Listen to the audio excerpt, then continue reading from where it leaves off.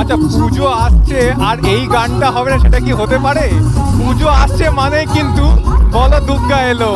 Alipur ৭৮ পল্লীর banner কিন্তু কিছুক্ষণের মধ্যেই উন্মোচন হবে।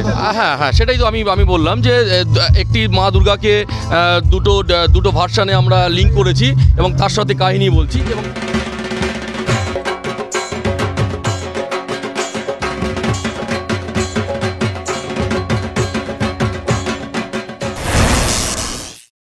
নমস্কার, সম্রাট ওয়ার্ল্ডের একটা নতুন ভিডিওতে আপনাদের আমি সবাইকে স্বাগত জানাই।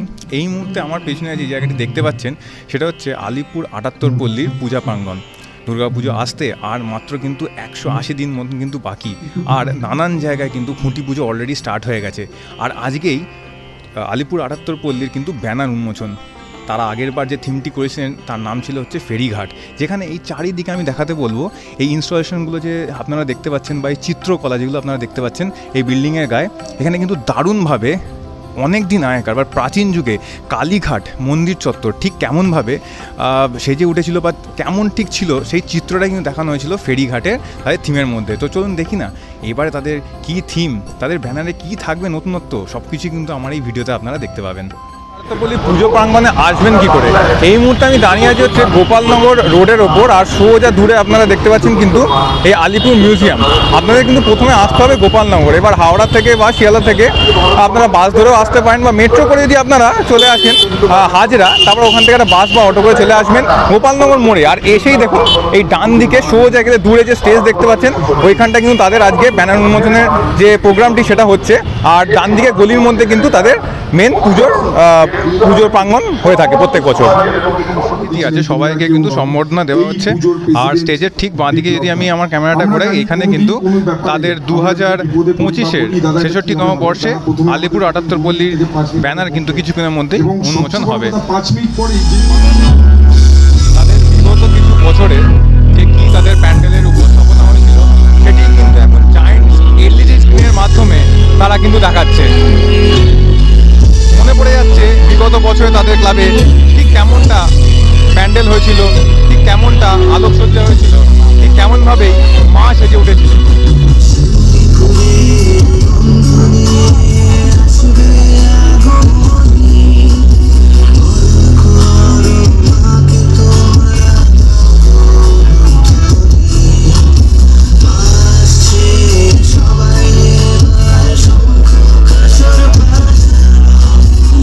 পুজো আসছে আর এই গানটা হবে না সেটা কি হতে পারে?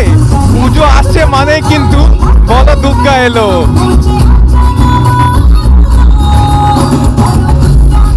দারুণ দারুণ দারুণ দারুণ।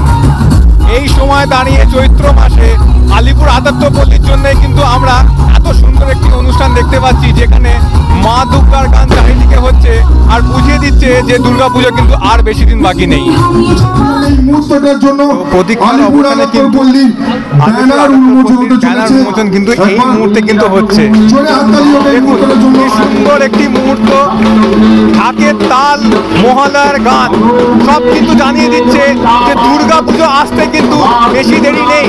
এবং দুর্গা পুজো তাদের এবারে থিম কাহিনী, এই কাহিনীতে কিন্তু থাকছেন পুরো পরিকল্পনায় শিল্পী অভিজিৎ ঘটক। দারুণ একটা মোমেন্ট, দারুণ একটা সময়। আলিপুর ৭৮ পল্লী জানিয়ে দিল যে তারাও ২০২৫-এর জন্য তারা প্রস্তুত হয়ে গেল। এবার আমি যেটা আমার মনে হচ্ছে সেটা একটু আপনাদের বলি। আপনারা যদি ভালো করে এই যে চিত্রটা এখানে রাখা আছে সেটা যদি আপনারা দেখেন, থিমের নাম হচ্ছে কাহিনী দ্য সাগা। এবার এই পুরো মা দুর্গার রূপে দেখুন, নতুন এবং পুরনো দুটোরই কিন্তু মেলবন্ধন এখানে আমরা দেখতে পাচ্ছি। হয়তো এরামে কিছু পুরনো আর নতুন দিনের সাবেকি এবং কি কিছু একটা প্যান্ডেলের মধ্যে থাকবে জানতে কিন্তু অবশ্যই আলিপুর ৭৮ পল্লীতে আপনাদের সবাইকে কিন্তু আসতে হবে। এই মুহূর্তটা কেমন আছো? খুব ভালো আছি। গরমটা আস্তে আস্তে বাড়ছে, তো যাই হোক গরমের মধ্যেও তো কাজ থেমে থাকে না। আজকে শারদীয়ার ব্যানার উন্মোচন করে ফেললাম আমরা, আরও ভালো লাগাও তৈরি হচ্ছে এবং আরও টেনশন বেড়ে যাচ্ছে যে এবার মহালয়ার জন্য প্রস্তুত নিতে হচ্ছে আমাদেরকে আজকে থেকেই। তো থিমের সম্বন্ধে দেখো, থিম নিয়ে তো এইভাবে তো আমরা বলতে অভ্যস্ত নই বা এইভাবে এত আগে থেকে বলাও যায় না। তো আজকে যেটা দেখতে পেলাম, একটা ব্যানার উন্মোচন হলো এবং সেখানে বড় বড় করে লেখা আছে কাহিনী দাস্তান দাসাগা, এই যে এর এই এবং তার সঙ্গে একটি দুর্গার ছবি, এর খুব সুন্দর একটা টুইস্টিং আছে এবং একটা সুন্দর ন্যারেশন আছে এর সাথে। এবং এই কাহিনীর পিছনে কী কাহিনী লুকিয়ে আছে তার জন্য দুর্গা পুজো অবধি অপেক্ষা করতে হবে। এবং খুব সুন্দর একটা রিসার্চ ওয়ার্ক আছে যেখানে আমার সাথে গোটা কাজটা রিসার্চ করছেন doctor Soujit Das, art historian. উনি আমার সঙ্গে লাস্ট ইয়ার সন্দেশপুর লেকপল্লিতেও রিসার্চ ওয়ার্কে ছিলেন।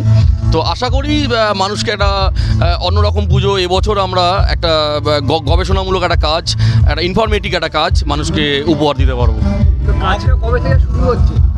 এই বছর ৭৮ পল্লীর প্রজেক্টটা একটু বড় প্রজেক্ট যেহেতু, এবং এত আগে থেকে আমরা প্রস্তুতি নিচ্ছি মানেই আমরা কাজটা খুব শিগগিরই শুরু করব। আমরা ওই রথের দিন মূলত খুঁটি পুজোটা হয়, কিন্তু রথ অবধি আমরা অপেক্ষা করছি না, কারণ একটা ম্যাসিভ একটা প্রজেক্ট নিয়ে আমরা নামতে চলেছি এবছর। তো একটু আগে থেকেই আমরা প্রস্তুতি নেব এবং শুরু করব। ব্যানারের মধ্যে দেখতে পেলাম মা দুর্গার একটি চিত্র ওখানে আছে, ওটার মধ্যে কি টুইস্টার? হ্যাঁ, সেটাই তো আমি বললাম যে একটি মা দুর্গাকে দুটো ভার্সানে আমরা লিঙ্ক করেছি এবং তার সাথে কাহিনী বলছি, এবং অ্যাকচুয়ালি ন্যারেশনটা ওখানেই লুকিয়ে আছে। এবং সেই ন্যারেশনটা তো বলে দিলেই তো পুরো ঘটনাটা বলে দেওয়া হয়। তো সেটাই দেখার জন্যই আমাদের এই ৭৮ পল্লীতে মানুষকে আসতে হবে। দর্শকদের জন্য যদি কিছু বলেন। দর্শককে দেখো, যারা মানে বাংলার যারা মানুষ যারা দুর্গাপুজো দেখে তাদের জন্যই দুর্গাপুজো আজকে এই জায়গায়। তো বাংলার মানুষকে আর নতুন করে কিছু বলার নেই, তারা দুর্গাপুজোকে আজকে তাদের ভালোবাসা দুর্গাপুজো আজকে এই জায়গায়। হ্যাঁ, এবং এই যে পুজো কমিটিগুলো এত লক্ষ লক্ষ টাকা খরচা করে এবং এক বছর আগে থেকে এই যে প্রিপারেশন, তার পেছনে কিন্তু পুরো জার্নিটাই থাকে হচ্ছে সাধারণ যারা দর্শক যারা দেখতে আসে। তো আমি এই চ্যানেলগুলোর মধ্যে দিয়ে, এই চ্যানেলের মধ্যে দিয়ে বাংলার যারা পুজোপ্রেমী মানুষ তাদেরকে আমি প্রাক বৈশাখের শুভেচ্ছা জানাই এবং প্রাক শারদীয়ারও শুভেচ্ছা জানাচ্ছি, কারণ অলরেডি আমাদের আজকে শারদীয়ার ব্যানার উন্মোচন আমরা করে ফেলেছি। তো সবাই সুস্থ থাকুন, ভালো থাকুন, দেখা হচ্ছে দুর্গাপুজোয়। নমস্কার। তো এতক্ষণ আপনারা সকলে দেখলেন আলিপুর ৭৮ পল্লীর কীভাবে তারা ব্যানার উন্মোচন করছেন, কিভাবে তাদের সাংস্কৃতিক অনুষ্ঠান হচ্ছে, এবং শুনে নিলেন কিন্তু শিল্পীদের মুখ থেকে যে এবারে তাদের থিমটা কী। তো কিছুক্ষণ আগেই কিন্তু সম্রাট বলেছে যে ব্যানারে ওদের যে দুর্গার যে মূর্তিটা রয়েছে সেটাতেই কিন্তু আসলে টুইস্টটা রয়েছে। তো সেটা জানতে গেলে অবশ্যই দুর্গাপুজোর সময় আসতে হবে আলিপুর ৭৮ পল্লীতে। সকলে ভালো থাকবেন, সুস্থ থাকবেন, শুভরাত্রি।